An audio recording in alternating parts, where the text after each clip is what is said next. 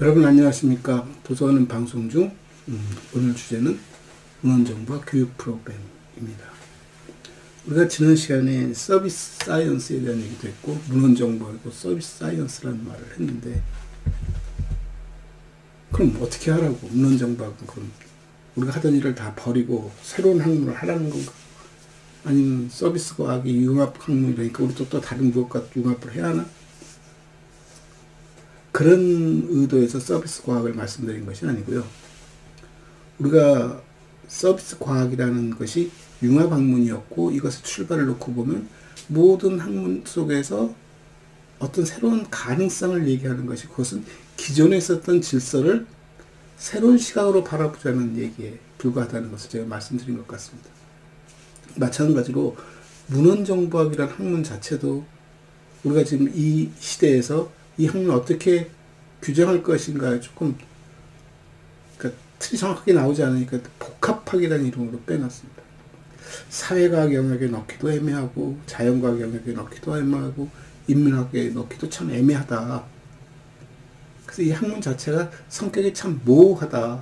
성격이 모호하다는 것은 다르게 말하면 어디서든지 전부 다 그 역량을 발휘할 수 있다는 얘기고, 그 역량 발휘에 우리가 가졌던 것이 그동안 한 100년이 훨씬 넘죠. 이제 넘는 역사 속에서 우리가 추구했던 것은 수천 년 역사 속에서 만들어진 결과물들을 정리하는 작업이었다라고 놓고 본다면, 앞으로는 그 수천 년의 역사가 확장되어지고 변해가는 것을 우리가 선도할 수 있고, 그것을 명확하게 규명할 수 있는 작업이 필요하지 않을까 이런 거죠.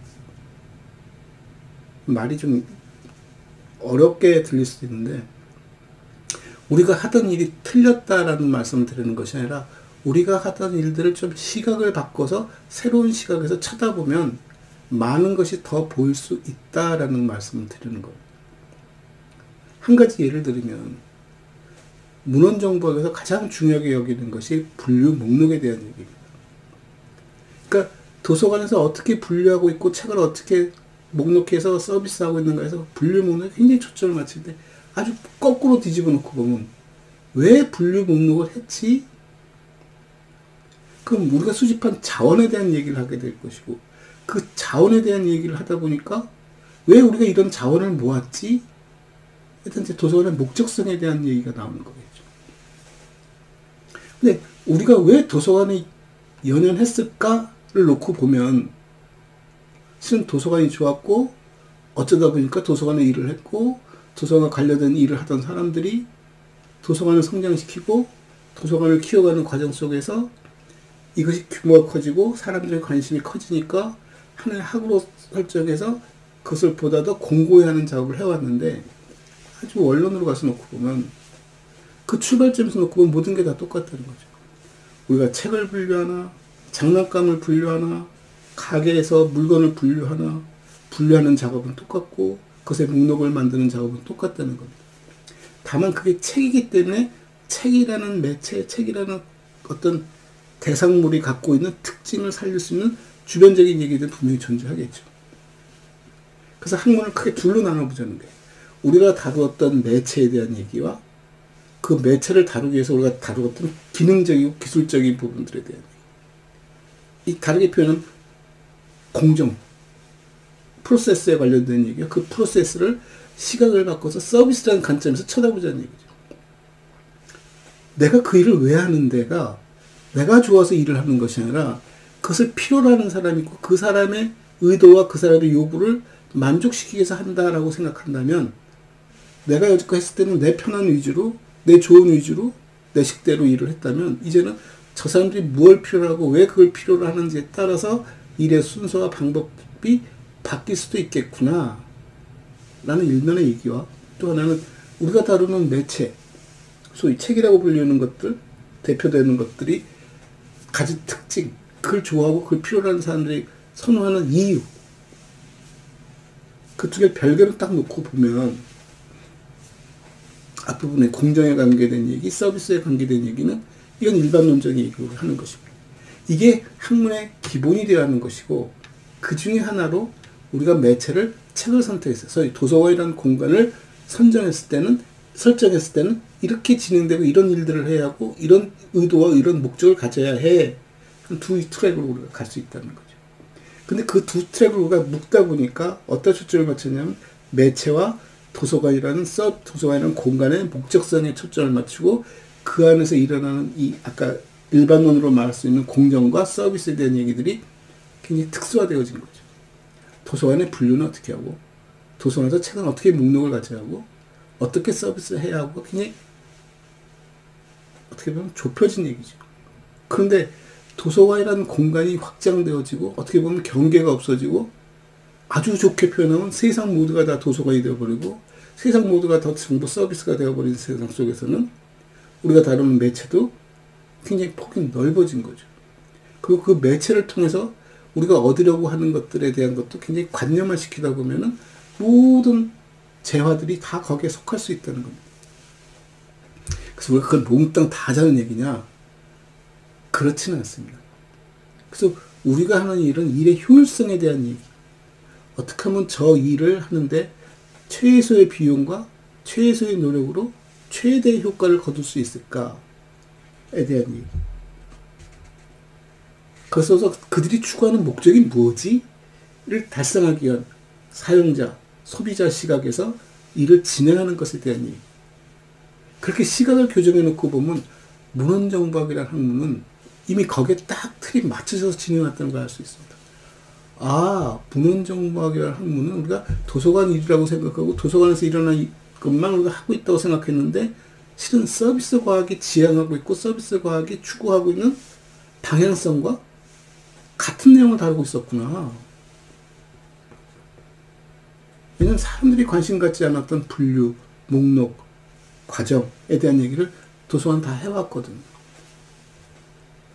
도서관 하나 만든다는 행위가 굉장히 목적적으로 어떤 하나를 만드는 거죠. 보편성이 아니라. 행정기구도 비슷하겠지만. 그럼 그런 맥락 속에서 아, 책이라는 매체를 우리가 어떻게 다룰까? 그 책에 한정시켜서 책은 이렇게 다루어야 해. 라는 기능적으로 접근하지 말고 책을 떠나서 다양한 매체들을 우리가 필요로 하는 어떤 재화들을 우리가 살아가는데 같이 움직이는 것들을 어떻게 다룰까에 대한 얘기죠. 행위도 들어갈 수 있는 것이고요. 물건도 들어갈 수 있는 것이고요. 거기는 어떤 노동도 들어갈 수 있는 것이고요. 굉장히 다양한 것들이 포함되어 있습니다. 그래서 일단 결론적인 얘기를 하자면 우리 학문을 최대로 정확하게 표현할 수 있는 대상물과 그 대상이 갖고 있는 의미가 뭐지? 그럼 전 기록이라고. 지식사회라는 것이 정보사회, 지식사회라는 것이 우리에게 주는 것은 이미 물건을 만들고 물건을 이용하고 하는 것들은 굉장히 풍요로워지고 다양해지고 가격이 굉장히 저렴해졌는데 문제는 그것들을 어떻게 적기에 적소에 전달할 수 있고 활용할 수 있을까에 대한 공정에 대한 얘기, 서비스에 대한 얘기가 굉장히 중요해지다 보니까 우리가 다루었던 것들은 이미 그걸 담고 있거든요. 목적적으로 특정한 매체, 특정한 자원들을 수집하기 시작했고 그 수집한 자원들을 이용시키기 위한 조그만 어떤 실험적 행위죠. 그리고 굉장히 선도적 행위 속에서 지금 이 시대가 필요로 하는 것들을 우리는 다 다루었습니다. 다른 사람한테 물어보죠. 분류 아니? 잘 모릅니다. 분류를 왜 하지? 근데 우리는 어떻습니까? 분류 아니? 당연히 알죠. 분류를 왜 하지? 당연히 알죠. 근데 예를 들어서 제가 늘 편의점 얘기를 많이 하는데 사장님이 편의점을 열었다고 해보십시오. 가게가 하나 딱 놓여 있는데 이 가게 레이아웃을 어떻게 쓰면 좋을까? 물론 편의점은 프랜차이즈이기 때문에 본사에서 나와서 다 해주죠. 그럼 본사에 있는 사람들은 어떻게 그런 가게 지점들을 만들까요? 아니 지금 살고 있는 이 집, 이 아파트는 어떻게 만들어졌을까요? 몇 평에 따라서 구조를 어떻게 하고 방을 어떻게 만들고 동선을 어떻게 만들고 화장실은 어떻게 만들고 제가 하는 얘기를 가만히 들어보면 다 이해가 가실 겁니다. 제가 수업 시간에도 가끔 아이들에게 화장실 얘기를 합니다. 여러분, 우리나라 아파트에서 화장실 문을 열면 제일 먼저 보이는 게 뭐지? 변기가 보이고, 세면대가 보이고, 욕조가 보이고. 근데 신기하게도 변기는 앞으로 툭 튀어나왔기 때문에 문을 열면 변기와 부딪혀서 화장실 문이 좁아지거나 굉장히 옹삭하게 만듭니다. 그럼에도 불구하고 변기와 이 세면대를 바꾸질 않습니다. 그치, 시뮬레이션 해보는 거죠. 사람들이 화장실 문을 열고서 제일 먼저 하는 일이 뭘까? 제일 나중에 하는 일이 뭘까? 동선을 놓고 보면, 그 화장실을 들어가는 이유를 놓고 보면, 실은 세면대가 제일 앞에 있는 게 맞습니다. 손만 씻으러 들어갈 때도 세면대가 먼저 있었으면 좋겠고, 볼일을 보러 들어가도 볼일 보고 나올 때는 손을 씻고 나오니까 세면대가 제일 앞에 있으면 좋고, 또 세면대는 폭이 좁으니까 문을 열고 닫는데 그닥 어려움이 없습니다. 근데 이게 문화라는 이름으로 딱 고착이 돼서, 이게 뭐 우리나라가 좋고 서양이 나쁘고 서양이 좋고 우리가 나쁘고 그런 의미가 아니라, 서양 아이들도 보면 이해가 안 가는 공간들이 많습니다. 이해가 안 가는 행동들도 많고. 그래서 제가 지난번 키오스크 얘기할 때도 그런 얘기 한번 드렸을 거예요. 키오스크가 참 멋있어 보이고 굉장히 편리해 보이고, 특히 노인네들은 두려워하고 젊은이들은 잘 쓰고 있게 해서, 젊은 친구들이 저 키오스크를 얼마나 잘 쓰나 보면 참 대단하죠. 근데 더 대단한 건 꼬마 아이들은 게임할 때 보면 웬만한 젊은 애들보다 훨씬 더 잘하고 있습니다. 왜 저러지? 한마디로 하면 익숙함에 대한 얘기입니다. 아, 그 사람들은 왜 이렇게 해를 배우는 게 아니라 이렇게 하는구나를 배우다 보니까 그게 익숙해진 거죠. 그 익숙함 속에서 그것이 숙달되어지니까 편안한 거예요. 자연스럽게 움직이는 거예요. 근데 노인네들은 익숙하지 않은 것을 익숙하게 하려다 보니까 동작도 느리고, 그것을 이해하는 과정에 자기가 가졌던 과거의 경험들이 계속 발목을 잡는 거죠. 아, 왜 이렇게 하지? 왜 이렇게 하지? 그게 문화적 차이를 만들어내거든요. 우리가 지금 하는 일들, 도서관에서 일어나는 일들도 문화적 차이 속에서 존재합니다. 우리가 만든 문화 속에서 일어나는 일들은 그 공정 속에서 일이 진행되어지고 있다는 거죠. 근데 어느 누구도 한 번도 이 공정에 대해서 시비를 걸거나 바꾸려는 노력들을 안 하고 있다는 거예요. 가르치는 사람이나 배우는 학생이나 현장이나. 그걸 좀 다르게 행동하려면 서툴고 낯설고, 근데 그게 시간이 지나면 어떻게 될까요? 익숙해지는 거죠. 차이가 뭘까요? 효율성의 차이를 냅니다. 그래서 공장 자동화를 한다든가, 그 공장을 만들고, 예전에 그 자동차를 생산하는 라인도 보면 아시잖아요. 그게 컨베이어 벨트를 통해 지나가면서 일을 진행할 때는 일의 순서, 어떤 걸 먼저 조립하고 어느 시간대에 머물고 얼마나 빨리 이동하고 어떤 부품이 필요하고 어떤 공작 기계들이 필요하고 어떤 식으로 접근하고 하는 설계가, 디자인이 필요하다는 거죠. 편의점을 설계하는 쪽에서도 굉장히 다양한 건물을 만들 겁니다. 평수가 넓을 때, 좁을 때, 길 때, 정방형일 때, 이런 것에 따라서 가구 배치를, 물건 배치를 어떻게 할까, 계산대를 어디다 놓을까, 어떻게 해야지 동선 관리를 잘 할 수 있을까, 또 물건 도난 방지를 위해서 어떤 곳에 설치하는 게 좋을까, 어떤 기자재를 들여다 놓을까, 어떤 물건을 앞에다 배치할까. 그게 가장 우선하는 건 그 지역에 사는 주민들이 누구인가, 무엇을 많이 찾는가. 같은 물건 100개를 배열하더라도 어떤 식으로 배열하느냐에 따라서 판매에 차이가 발생할 수 있는 거죠. 또 어떤 지역은 어떤 물건이 더 필요하고 어떤 물건은 필요 없는 것들도 있을 수 있고, 그것을 통해서 편의점 하나를 만들어가는, 아파트도 마찬가지. 근데 어떤 기능을, 어떤 전공을 배우다 보면 가장 쉽게 다가가는 게 뭐냐면, 이렇게 해. A, B, C를 배우죠. 가르치는 선생님도 A, B, C, 배우는 학생도 A, B, C, 현장에 가서도 A, B, C, 당연히 그렇게 가는 줄 알죠. 그래서 이 프로그램 제목도 뭡니까? 도서관은 방송 중. 아이들한테 제일 먼저 물어봐야죠. 도서관이 방송을 할 수 있을까? 도서관이 방송을 하면 무엇을 방송해야지? 근데 그런 비슷한 프로그램들 보니까 책을 소개하는 일을 하고 있더라고요. 도서관이 책을 소개하는 곳인가? 조금 여담입니다만 도서관은 방송중을 만든 목적 중에 하나는 뭐냐면 도서관이라는 서비스를 방송이라는 매체를 통해서 어떻게 확장할 수 있을까? 그러다 보니까 우리가 그동안 했던 서비스가 가졌던 물리적 한계가 나오기 시작하더라고요. 이걸 버추얼로, 소위 음성으로 내보내야 한다는 것. 소위 요즘 우리가 말하는 메타버스에 대한 얘기죠. 그 메타버스의 도서관을 만들, 한번 제가 의문을 가져본 적도 있어요. 메타버스의 도서관을 만들면 손에 잡히지 않는 그런 물건들을 보여주는 건데 도서관이 책을 빌리고 책을 얻어가는 공간이었을까? 이제 원론적인 의심이 들기 시작하는 거죠. 둘 중에 하나입니다. 도서관이 했던 일이 메타버스로 자연스럽게 넘어가려면 도서관의 원론적인 부분들이 쭉 연결이 되어지고 이해가 되어지는 대목이 있다는 것이고, 그렇지 않고 도서관의 원론이 이런 거야 했을 때는 메타버스로 넘어갈 수 없는 한계가 있는 것이고, 메타버스와 도서관은 안 맞아 할 수 있는 거죠. 근데 아무 대책 없이 메타버스로 넘어가고, 물론 그 실험적 행위도 굉장히 중요합니다.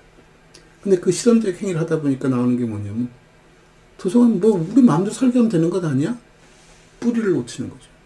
그래서 제가 여러분에게 서비스 과학을 얘기하고 무슨 얘기를 하고 굉장히 다양한 얘기를 하면서도 도서관의 뿌리를 놓쳐서는 안 돼. 우리가 그동안 알았던 도서관에 대한 정의, 문헌정보학에 대한 정의를 그대로 끌고 가야 할까? 이건 문제가 있어. 이 정의를 좀 더 우리가 새롭게 해석해보자. 버리고 하지 않는 것이 아니라 새롭게 해석하고 우리가 해석한 부분에 있어서 스스로가 가졌던 모순 부분을 좀 정리해보자. 그리고 조금 더 관념적으로 이해해보자. 세상에 제일 소위 말하는 귀걸이, 코걸이가 다 될 수 있게 하는 거 뭐냐면 약간 관념적일 때는 접근이 가능합니다. 기술이 바뀌고 환경이 바뀌고 문화가 바뀌어도 이것의 니드는, 이것의 철학은 살아갈 수 있는데 이 철학을 공고히 하기 시작합니다. 이건 뭐야? 그 시대와 그 당시 기술과 그 당시 문화에 딱 맞춰서 정의를 하기 시작하면 다음 세대를 못 넘어가는 거죠. 좀 여담이 됐습니다만, 그래서 문헌정보학이 가졌던 그동안의 교육 프로그램들을 버려라는 얘기가 아니라 그것을 아까 말씀드린 대로 둘로 나누자. 하나는 도서관이라는 공공 서비스에서 일어날 수 있는 목적과 거기서 이제 파생되는 부가적 서비스에 대한 부분을 따로 놓고 가장 원론적인 서비스 과학에 대한 전반적인 얘기. 우리가 했던 것은 어떤 특정 자원의 효율성을 높이고 특정 자원의 활용성을 극대화하기 위해서 어떤 절차와 어떤 식으로 관리를 해야 하는가에 대한 얘기. 좀 알기 쉽게 얘기하면 그 중에 하나가 기록입니다. 기록을 우리가 왜 하지? 기록하시는 분들 만나보면 전제님이 우리 기록은 있는 거야. 그리고 기록을 만드는 사람들의 기록을 받아서 그걸 관리하는 거야. 그리고 그걸 분석하고 연구하는 거야. 천만에요. 기록은 어떤 일에 있어서도, 우리 삶의 어떤 부분에 있어서도 이것이 중요합니다. 우리는 쉽게 말하면 먹고 살기 위해서 살아가고 있는 것이고, 그 과정 속에서 기록이 부산물로 나오는 겁니다. 부산물이 그냥 자연스럽게 나오는 것도 있고, 어떤 건 의도적으로 만들어질 수도 있습니다. 책임과 권한과 의무에 대한 한계를 규정짓기 위해서 기록을 만들어갈 수 있습니다. 그 대표적인 게 행정기록이죠. 행정기록은 그 책임과 권한과 의무가 드러나게끔 하기 위해 절차적인 부분이 담겨 있습니다. 그러니까 기록을 생산하는 것은 기본적으로 어떤 특정 절차적인 부분을 표현하는 것들이죠. 메타데이터가 뭐겠습니까? 도서관에서 말하는 목록도 절차적인 부분에 대한 표현입니다. 기록입니다. 책을 사면 이 책이 뭐야? 라고 표현해주고, 책이 얼마만큼 대출 반납됐어? 나타내주고, 전부 기록으로 표현해서 이 책의 공정 관리를 하고 있는 거죠. 책이 언제 나가고, 언제 들어오고, 언제 제자리에 꽂혔고, 이런 것들을 쭉 관리하고 있는 속에 기록이 부산물로 만들어진다. 저는 차라리 문헌정보학이 기록이 더 중심이 되는 게 맞다고 보는 거예요. 세상에서 기록되지 않는 건 없으니까. 그 기록을 관리하는 것이 우리였고, 그 기록물 중에 지식, 그런 정보적 가치를 가진 것들을 모아둔 것일 뿐이고, 그 속에서 일어나는 행위조차도 기록을 우리가 지금 하고 있는 거예요. 기록을 다르게 말하면 공정관리를 하고 있는 거예요. 어떤 식으로 공정관리를 할까? 기록물을 우리가 다 행정기록을 다 옳다고 받는 게 아니라 왜 저 기록이 생산되어졌을까? 왜 저 단계에서 저 기록이 나올까? 아마 경영하시는 분들이 제일 많이 하는 말이면 너무 공정 절차가 복잡해. 단위가 높아. 저 사장서부터 저 말단 직원까지 절차가 너무 많아. 절차를 줄여. 절차를 줄이면 의사결정도 빨라지고 시간도 절감할 수 있고. 그러니까 절차를 줄이다 보면 생기는 책임의 한계를 규명하기가 쉽지 않고. 그러니까 생산되어지는 기록물도 바뀌어야 한다는 얘기죠. 그동안 가졌던 결제 라인에서 결제 문서들을 새롭게 구성해야 하는 작업도 필요하다는 얘기죠. 그래서 제가 오늘 말씀드리고 싶은 것은 우리가 지금 했던 일들이 틀린 일은 아니야. 다만 우리가 했던 일들을 새로운 시각에서 쳐다보고 우리가 했던 일을 좀 더 보편화시키는 작업이 필요하겠어. 하나는 공공서비스의 예로 도서관, 여긴 박물관도 포함할 수 있고 아카이브도 포함할 수 있습니다. 좀 더 확장해서 이 얘기를 할 것이고, 또 하나는 공공서비스 이전에 우리가 가졌던 가장 원론적인 부분, 공정에 대한 얘기, 지식서비스에 대한 얘기. 지식서비스에서 도서관과 똑같잖아. 가끔 지식 경영할 때 지식창고 얘기 나오면은 도서관이 지식창고야. 정보 경영에서 말하는 지식창고는, 웨어하우스는 자기들 내부 지식입니다. 공개되지 않은 우리만이 갖고 있는 노하우, 그런 지식을 말하는 지식 웨어하우스인데, 도서관 정보는 어떻습니까? 누구나 다 알 수 있는 공개된 정보를 다루고 있는 것입니다. 그러니까 맥락이 다르죠. 물론 기능적으로는 같죠. 그러니까 그 분리하자는 거죠. 우리가 말한 지식관리 또는 지식이 베이스가 된 관찰을 통하고 분석을 통하고 통계라든가 이런 수치를 통해서 우리가 하는 일의 순서와 방법과 필요한 기능들을 생산해 가자. 목적은 서비스. 고객에게 초점을 맞춰.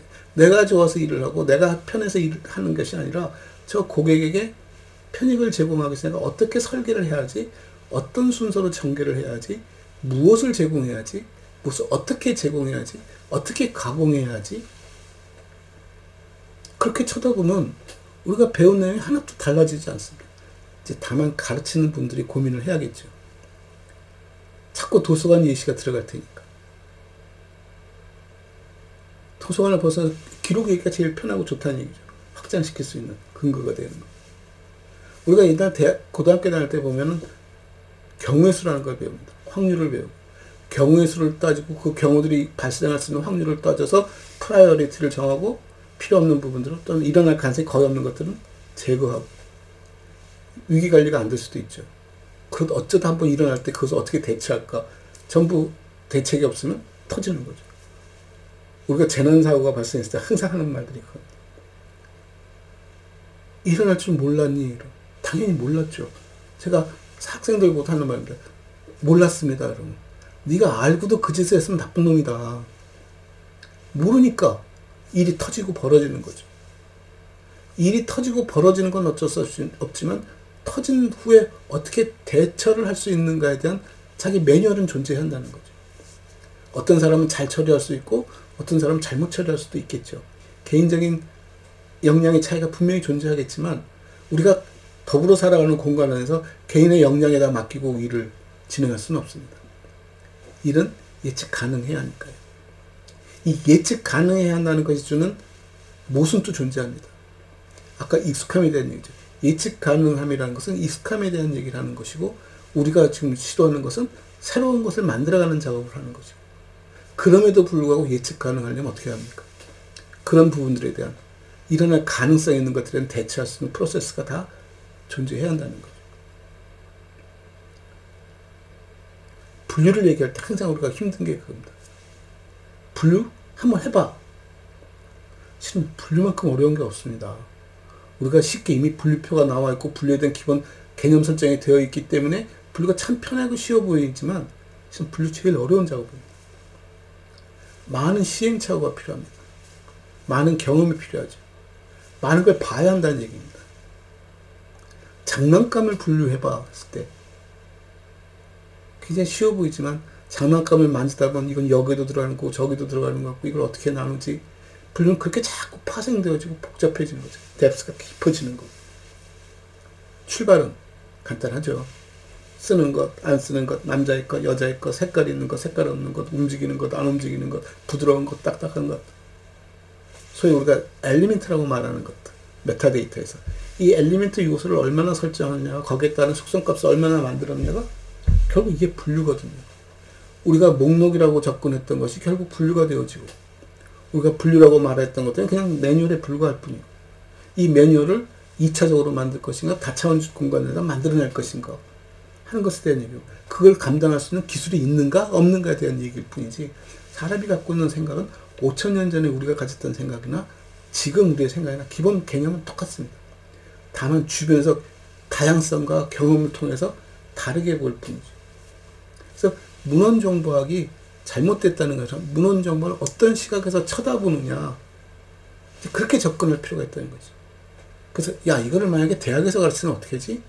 그럼 소위 말하는 전문대학, 대학원 과정을 놓고 본다면, 그래, 대학에서는 우리가 가졌던 문헌정보학의 정체성을 100분 살려서 도서관에 대한 얘기를 하되, 전문대학은 도서관의 기능적인 부분을 다루고, 대학에서는 그것을 조금 확장할 수 있는 변화에 대한 얘기를 다루고, 대학원에 가서 이것이 보다 넓은 보편성을 갖고 다루고, 박사과정에 가서는 그것을 좀 더 정책이라든가 또 새로운 어떤 개념이라든가 거기에 대한 논리를 개발하는 쪽으로 가고, 뭐 이렇게 접근하는 게 필요하지 않을까?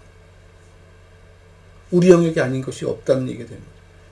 일반 사회에서, 일반 기업에 들어가도 본인들의 역할은 같은 사무직이라 하더라고요. 대학을 나왔으니까 뭐 가서 뭐 용접을 한다, 이건 안 하겠지만, 사무직 일을 본다면 우리의 역할은 모니터링이고, 설계를, 공정을 설계하고, 회사에서 일을 한다면, 사무실에서 일을 한다면 기록물을 생산하는 작업, 어떤 식의 기록을, 문서를 만들어야지 이 문서에 우리가 말하는 시간과 공정에 대한 책임과 권리와 의무에 대한 얘기들을 담아낼 수 있을까. 그래서 오늘은 이렇게 해서 문헌정보학이라는 학문이 우리가 어떤 서비스 과학과 크게 다르지 않을 뿐만 아니라, 그 우리가 가르치는 것이 너무 기능적인 부분에, 그것도 굉장히 제한된 공간과 제한된 목적을 갖는 기능적인 부분을 배웠다면, 이거를 일반화시키고 보편화시켜서 우리가 그동안 배웠던 것을 좀 별치로 빼서 두 트랙으로 가르치면 되겠다. 그래서 분류를, 도서관의 분류 체계를 배우는 것이 아니라 분류를 배운 다음에 도서관 분류 체계를 해석해보는 작업을 하면 좀 다른 시각에서 도서관 분류 체계를 쳐다볼 수도 있겠죠. 그래서 다음부터는 이제 무엇을 우리가 어떤 식으로 우리 문헌정보학을 일반화시켰을 때 어떤 어떤 영역들을 다룰까와, 따로 떼서 도서관이라는 영역에서는 그걸 어떻게 재해석하고 해야 할까 하는 부분을 나눠서 좀 몇 차례에 걸쳐서 한번 차분하게 얘기를 진행해 볼까 합니다. 감사합니다.